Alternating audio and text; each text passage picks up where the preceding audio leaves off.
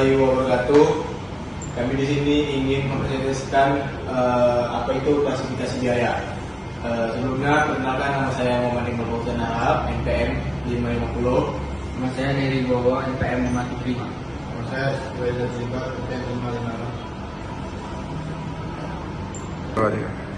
Di sini saya akan menjelaskan apa itu biaya kos. Yaitu adalah pengorbanan sumber ekonomi yang diukur dalam satuan uang. Pengorbanan ini telah terjadi atau kemungkinan akan terjadi untuk mencapai suatu tujuan tertentu. Tujuannya adalah untuk memperoleh barang atau jasa yang diharapkan akan memberikan manfaat di masa sekarang atau di masa yang akan datang. Klasifikasi biaya. Biaya dapat diklasifikasikan berdasarkan berbagai tujuan. Berdasarkan produk, berdasarkan departemen, berdasarkan volume atau perilaku, berdasarkan jangka waktu manfaat, berdasarkan pengambilan keputusan, dan berdasarkan sesuatu yang dibiayai. 1. Klasifikasi berdasarkan produk. Biaya dikelompokkan menjadi dua kategori dasar, yaitu biaya produksi dan biaya non produksi. Biaya produksi adalah biaya yang dikeluarkan dalam proses pengolahan bahan baku menjadi produk jadi. Biaya non produksi adalah biaya yang tidak terkait langsung dengan proses produksi. Sering disebut juga biaya operasi atau biaya komersial. 1. Biaya produksi terdiri dari 3 unsur utama. Yang pertama, biaya bahan baku langsung atau direct material, yaitu bahan yang menjadi bagian integral dari produk jadi. Contohnya kertas dan tinta untuk penerbitan, kain untuk pakaian, kain untuk mebel.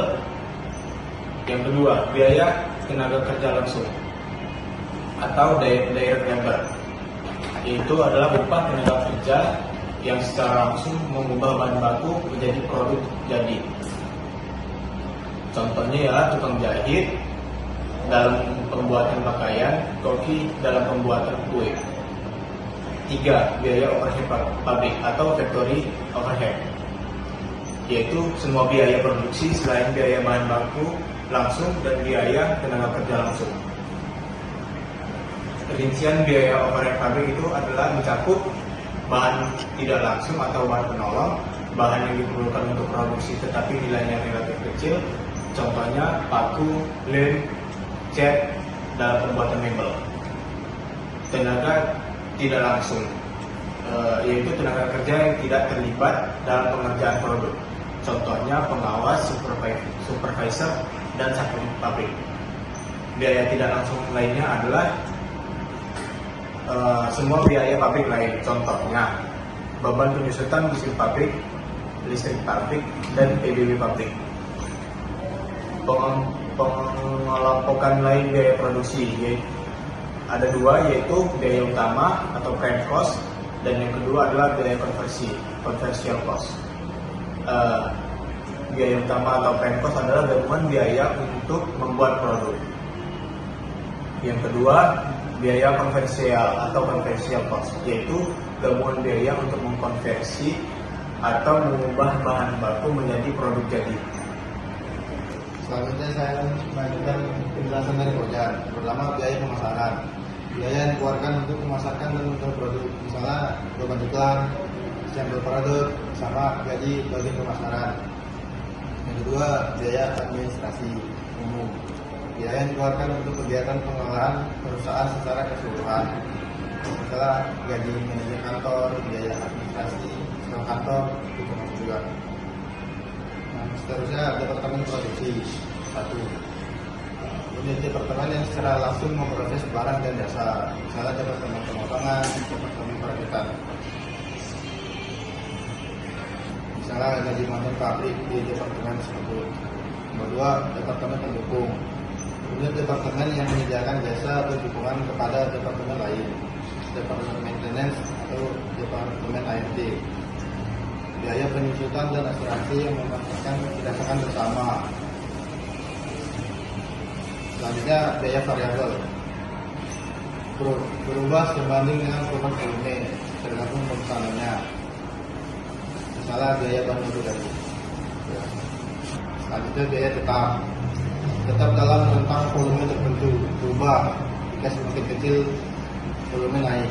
Contohnya saya dari pabrik, jadi supervisor, konstan, metode dan lulus. Yang ketiga, biaya seni. Biaya yang mengandung unsur tetap dan sekaligus unsur variabel. Tetap pada level tertentu.